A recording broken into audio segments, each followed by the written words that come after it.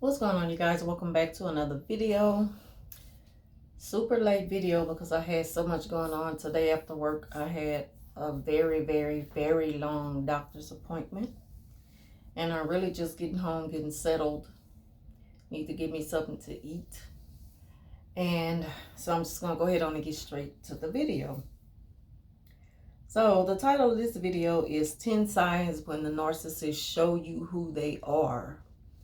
And I've been wanting to talk about this because that's something I never touched on based on my experience dealing with a narc, and how sometimes they'll flat out tell you who they are. They'll tell you in kind of like a threatening way, trying to intimidate you, very boastful, very rude, very in a bullying kind of way.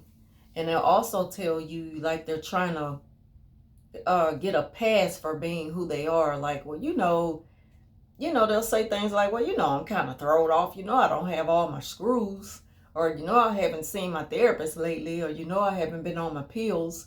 They'll say stuff like that. And it's like, okay, I don't know if I should take that as a joke, or are you serious or what? So these are 10 signs of when the narcissists show you who they are. And I have them in my notes. So what the narcissists will do sometimes is when they need to vent and let off some steam. I have noticed the narcissists will go in secluded places, or, go in a restroom or something and lock themselves in there and let off some steam by screaming, into their clothes or whatever, or into a hand towel or whatever. Narcissists, they need to let off a lot of steam because they hold in so much pressure of rage and vengeance and just all the evil things within. And when they can't have their way, when things are just not going as they planned it to, they get frustrated and pressure busts pipes. So, before they let it all out in front of a crowd, they will go somewhere and let off some steam. And I have witnessed that before. Another thing that narcissists do is that they expect you to kind of change your character in order to please them. They want you to be someone who they have had previous relations with. And narcissists are so like dirty and grimy and just pitiful and just disgusting pigs that they really will expect you to perform sexually in a way where someone else, they had this experience before either, or they have heard of it and it's just something that they fantasize about. But again, they're so disgusted to the point where they will, be bold enough to ask you to do things that are not of your character. And they know that, and they know that it kind of puts you in an uncomfortable position. And, a lot of times when you let the narc know, look, I'm not into that. I don't know who you think I am, but, wrong person. You find somebody else to do all that because I'm not into that.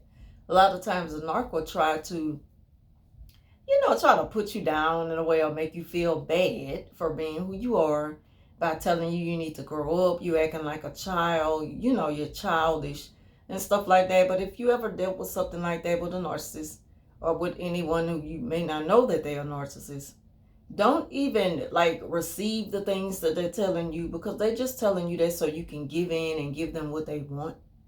And on top of that, if someone ever treats you that way or make you feel less than because you're not living up to their expectations of a good time or whatever, you don't even need to be involved with somebody like that, because respect is all out the window once they start to feel comfortable enough to talk to you like that. So that's one of the signs, and they show you who they are. And it'll take you by surprise. Like, why are you wanting me to do that? Why are you wanting me to speak this way? Why are you wanting me to dress that way? Like, where did this idea come from, out of the blue? A lot of times they get it from someone else. It's just one of their deep, dark fantasies and that they want you to fulfill. They also have the urge to compete with you. And I've dealt with this before I know of narcissists who it's like they never really gotten over the fact that you were their biggest competition even when you weren't trying to be.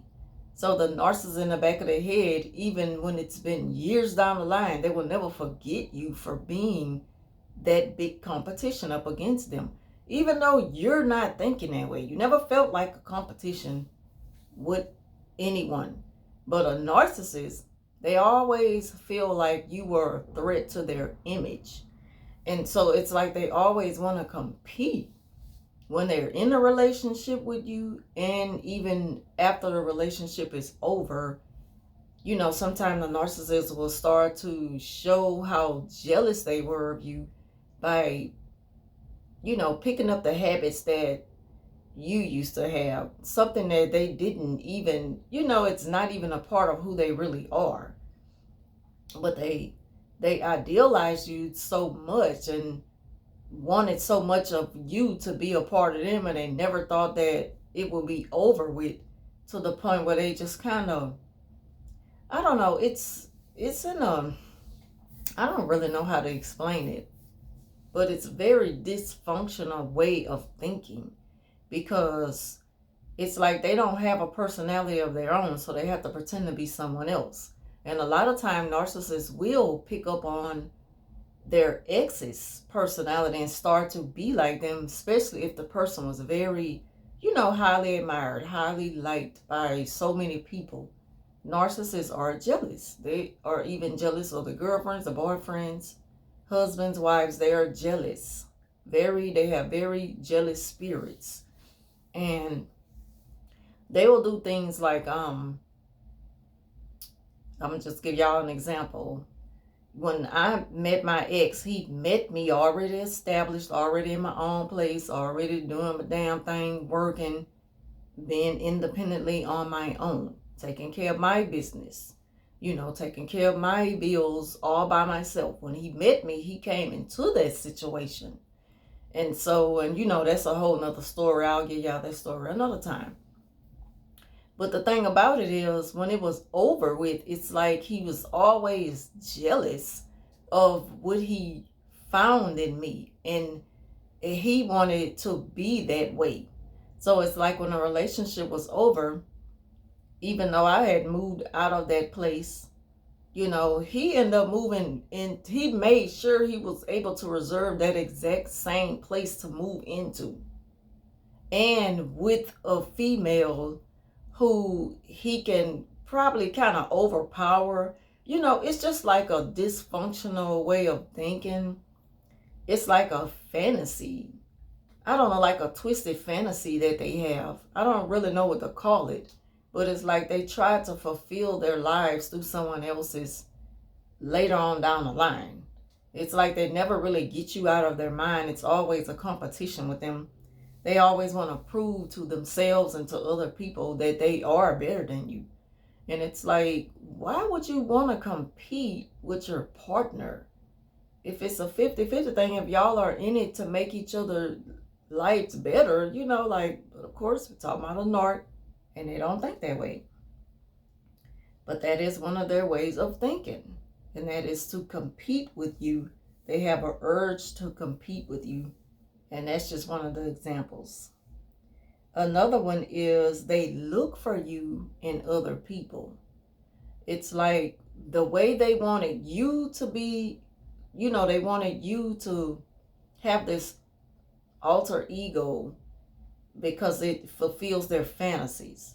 It's the same way they look for what you have in other people. It's like a pattern with a narcissist. The way they treated you is the same way they'll treat someone else. It's just like a different formula, but it's kind of like the same thing. It's like they never can really accept you for who you are. They're never really satisfied with the person's true personality. They have to get a little bit more out of you and kind of make you feel like you can be better. And don't ever let anybody tell you that you're not good enough. If you're not good enough for anyone, then they don't need to be with you. And a lot of times when people feel that way, they need to work on themselves, because you shouldn't have expectations of making a person to be a way that's not important to their self-growth, and to their mental health. If you're not helping me in that capacity, then none of that other stuff matters. None of that. Looks and money and just, like flaunting things and all that kind of stuff. None of that stuff really matters. They also like to create drama to throw you off, from holding them to the promises that they made. And this is something a narcissist have a really bad habit of doing, is pretending like, when you constantly remind them of something that they promised you. You said that we were going to go on a trip to Cancun or wherever. I'm just saying. Or to Jamaica. It's like the narcissist, they'll bring up things to kind of throw you off, so that you won't be like, yes, you did say that. You promised me that. And, in a way to where they really owe you, because you've done so much for them. You have done so much for them. And it's like the one thing that you expect them to want to do for you, because they know this is something you really, desire, they take that away from you. They are very much killjoys. They don't want to see you happy. They don't know what it feels like to fulfill other people's needs and make other people feel happy and appreciated. They don't feel the need to really respect your thoughts on anything. It always has to go in the back burner for later, and they have a better idea. And it's like, but that's what I want. Like, I'm not hard to please. But a narcissist, they like to throw you off a little bit to make you think. That's a way that they move the goalposts. They want you to think, how about this? I got a better idea. And it's like, but I'm all right with what we already planned. Why do you have to change it to something else? That's how they operate, to throw you off and to keep you strung along too. But yeah, they're always creating drama to throw you off, so you don't hold them up to their promises. Also, the narcissists, they have, when you have a sudden recollection of something that they've done, and it's like you ask them about it, kind of like confronting them about something, and you're having a conversation. They love to say, I don't want to argue. I don't want to argue. Or they want to walk away from you and just leave you hanging in the middle of your thoughts of wondering, like why, and you just want the answer to a simple question. Something that normally doesn't even have to lead to an argument. But narcissists, they are so dramatic, and they love to bring all the attention back to them to make it seem like that you're the one with the problem. You're the one who's problematic, to the point where all you want to do is argue. And that's not what you're trying to do. You're trying to hold a conversation. They want you to forget about things that needs to be addressed. That's why I say, when you have a sudden recollection of something and you ask them about it, they just want to quickly get off the subject. They don't want to talk about it. They will swerve the topic in a minute and do the whole word salad thing and just start talking about a whole lot of nothing just to throw you off. That's one of the things that they also do when they show you who they are. They also live recklessly with no regards for putting other people's lives in harm's way. That is the way they drive. A lot of times they like to speed. That goes within the bigger, I'm better, I'm faster. All that goes within their huge ego. They always have to prove how much they can do it better and how they can get away with breaking the rules. When it comes to narcissists, it's funny how they expect people to follow certain rules that shouldn't even have to be followed, that they come up with in their own mind. But when it comes to them following rules, it doesn't apply to them. That's how narcissists think. But they put people's lives in harm's way because Like I gave y'all an example a while back with the narc at work. There are children with special diets. And, these diets come from, the doctor's office. So, of course, they have to send it to the child nutrition program. And we have to put it on the bulletin board as a warning to make sure this particular student doesn't have this ingredient or whatever, this type of food on their plate. Because we will be held accountable if that child, gets sick or anything from the food poisoning, anything, peanut allergies, anything.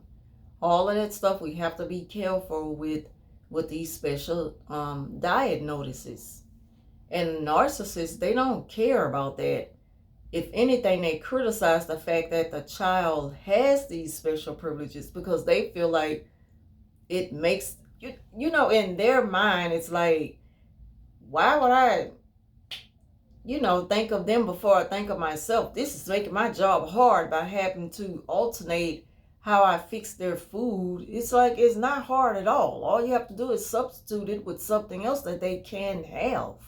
It's not hard. You just don't want to do the work because it's putting someone else before you. And on top of that, it's a child.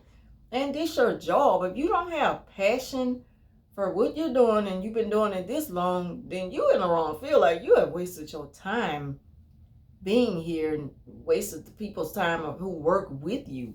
Like, you don't need to be here. But again, narcs, they pick jobs that they know they can get done rather than something they know they can maneuver their way through and just stay on top of everything and everybody. They know who to play with and they know where to go. They know where they will fit in well at. So again, they don't care about other people's lives or situations or health or anything. It's all about them at the end of the day. And they don't care. And a lot of times, if you're not careful, with certain things that you treat people to, it can harm them. But, only a person with empathy and consideration for others will think that way. Could never expect that from a narcissist. They always have to complain about something. Like, stop complaining and just do what you need to do to keep the situation, in control and everybody safe and happy. And at the end of the day, it's not that hard. They also tell their story through half-truths. Anything that makes them look innocent or a victim is what they pitch. They always have a story to tell. But notice the story is going to only tell just a little bit of the part that makes them look innocent, or a little bit of the part that makes them look like a victim if the person has told the story and the narcissist wants to defend themselves. It's always a but. I only did it because you did this. But it's like what you did in response wasn't even warranted. Like, there's no logic behind the way you operate. So you really don't have that to stand on. You did it, if anything, out of vengeance, out of anger, out of a dysfunctional emotional response to something. You had no right to react that way because, first of all, you think that you're entitled. And that's the first thing you have to get rid of, that sense of entitlement, and maybe you'll be able to think straight. But a narcissist, they'll find their way to get out of that by saying, well, I didn't know, I wasn't thinking straight. But it's like the saga continues with a narcissist because there will always be an excuse. They will always play the victim. They will always get revenge on people. And the apologies will never be sincere. That's just how they think. And so those are just 10 of the signs of some of the ways a narcissist will tell you who they are. They will flat out tell you. When they get bold and boastful enough to just put it all out there, forget about a mask slipping, they will take it off and let you see who they are. So this happens a lot. A lot of times it just go over people's head. But me, I pay attention to a lot and I listen to everything you're saying. I'm not just hearing you out, I'm really listening to you. And that's something that you should never ignore. When a person tell you who they are, you better believe it. So thank y'all for watching. Leave your thoughts down below and I'll talk to you soon.